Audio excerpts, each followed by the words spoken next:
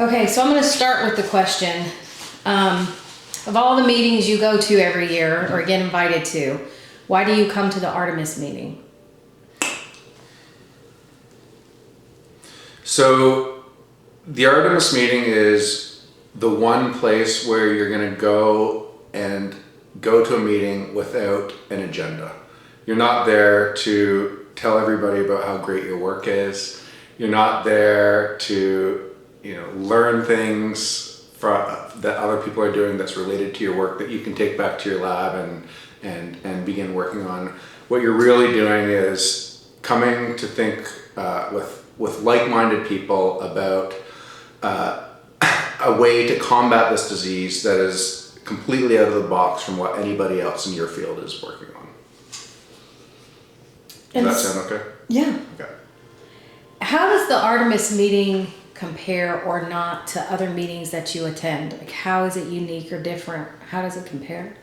So the other meetings I attend are typically involve talks. Let me start again. All right. So Artemis is completely different from any of the other meetings that I attend. At a typical conference, you're sitting in a conference room all day, listening to people discuss very similar topics. At the Artemis meeting, it is focused on our conversations, our ideas, and so it's an evolving meeting. We come in with a general agenda, which is focused on evolving new ideas, but that agenda is not stiff at all. The meeting is fluid. So in terms of schedule, completely different, and obviously in terms of mission, completely different. What do you think is the best part of the Artemis meeting? And then, Sorry. That's okay.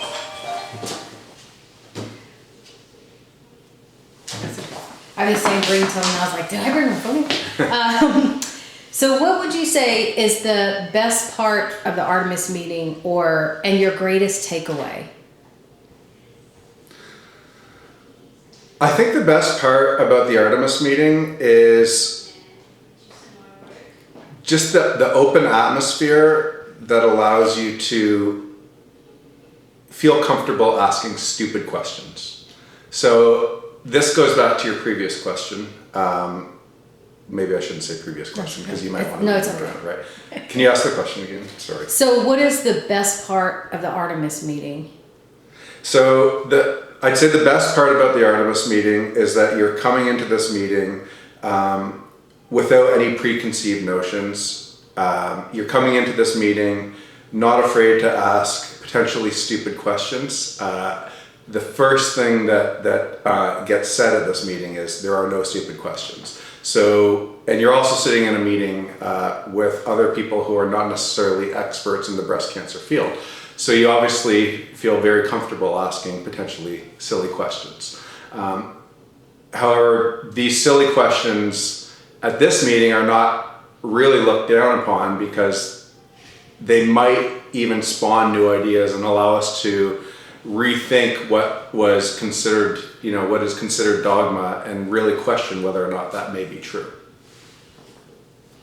How does attending and participating in the Artemis, how does attending the Artemis meeting and participating in the Artemis project, how does that impact your work?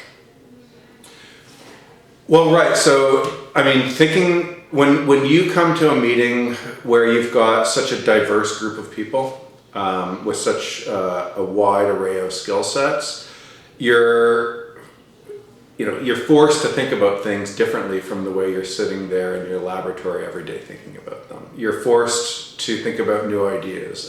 Again, you're forced to question dogma. Is something that I've thought to be true for the last 10 years actually true? This person asked this question that at a normal meeting you'd consider silly, but you'd sometimes sit there and think, maybe that is actually a good question. Maybe what we thought was true is completely untrue. So I'd say that's the biggest takeaway that I get from this meeting is, opening my eyes to potentially new theories, new ideas that I would never think about in my own lab, or that I'd never get brought to my attention in the typical conferences that I go to. And as someone who's been involved in the Artemis Project for some time, and actually intimately involved in the vaccine project and being on the core group with the vaccine, can you talk about the progress that you've seen over the time that you've been involved with the Artemis Project? Absolutely. So I came into the Artemis Project, I believe, in 2013. And that one was while I was actually a postdoctoral fellow in Greg Hannon's lab. Greg was one of the first invitees to the Artemis meeting, I believe. And that was when we were way back at the stage of trying to identify potential antigens for the vaccine. So I came to the meeting with the goal of incorporating my data mining skill set into the group. We actually did some live data mining at that first meeting. So right there we were just trying to identify potential antigens. Here we are, 6-7 years later, at the point where we're, getting ready to submit an IND to apply those antigens in an actual preventive vaccine. So that's, in only 6 or 7 years, that's a pretty impressive rate, I'd have to say. It's crazy, right? Yeah, pretty crazy. So can you talk a little bit about the role of the advocates in the Artemis Project and the Artemis meeting, or if you work with them outside of the Artemis meeting, the role of the advocate in moving forward the research and the science? So I guess the advocates are probably they were the biggest surprise to me when I first came to this meeting. In that first year, I was absolutely astounded by the knowledge that these women have in terms of breast cancer. So I've gotten to know quite a few of the advocates quite well. Some of these advocates are involved in the work that I do in my own laboratory now, Michelle Rekoff, for example. So these women obviously provide amazing support for this meeting. They are the ones most of the time that are asking us to question dogma, right? These women will ask the questions that make you question, make you ask whether or not what you believe is true is actually true. And again, they're now several of these women are now involved in my research back at my own at my home institution. So the relationship is definitely symbiotic. I hope that I can add to their knowledge base, but they're certainly adding to mine. That's awesome. So I want to talk a little bit about the collaborations, because I've heard, we know collaboration is a big part of the Artemis Project. Yep. And the Artemis meeting.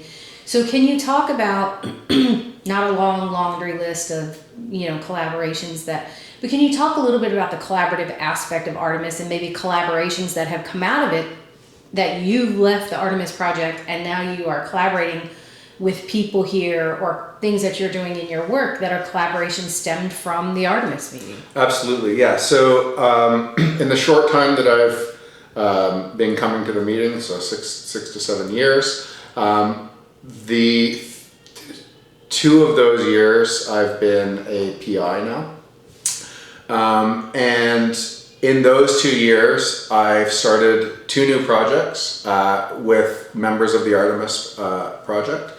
One of those projects is with Cyrus, and what we're doing is applying my computational and molecular biology skill set to the problem of tumor dormancy. And what we're going to be doing is applying those skill sets to the models that Cyrus has developed in his laboratory to begin to understand what the dormant niche is about and what factors lie next to those dormant tumor cells and how they relate to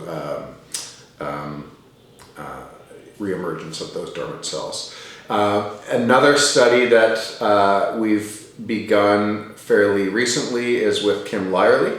And again, applying my computational skill sets, my molecular biology skill sets, to the question of studying the breast tumor immune microenvironment. So this is again is a project that we began talking about at the Artemis meeting, I think a year ago, and now we're actually in our labs collaborating back and forth. I have calls with Kim, once a week.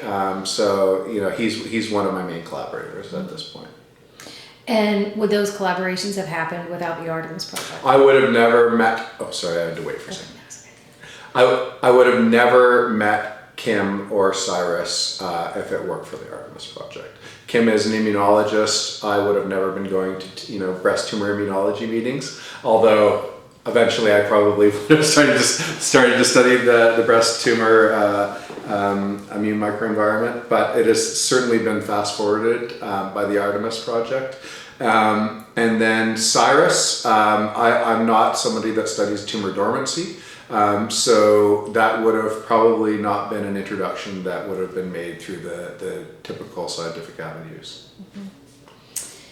So two kind of scenario questions.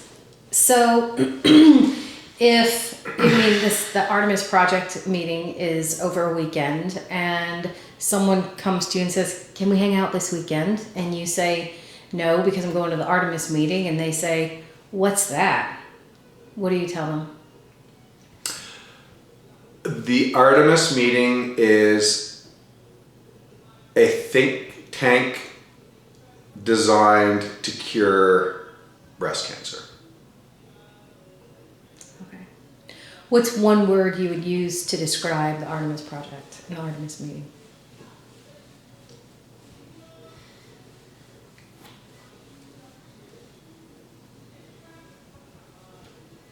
Illuminating. Okay. And your boss comes to you and says, you can attend one meeting this year and you're going to choose between two. And one of them is the Artemis meeting, and you say, I want to go to the Artemis meeting. And your boss says, convince me as to why that should be the one. What would you say?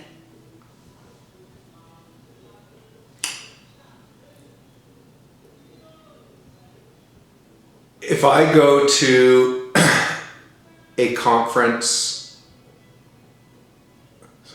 if I go to a typical conference, let me say, not typical, what do I say?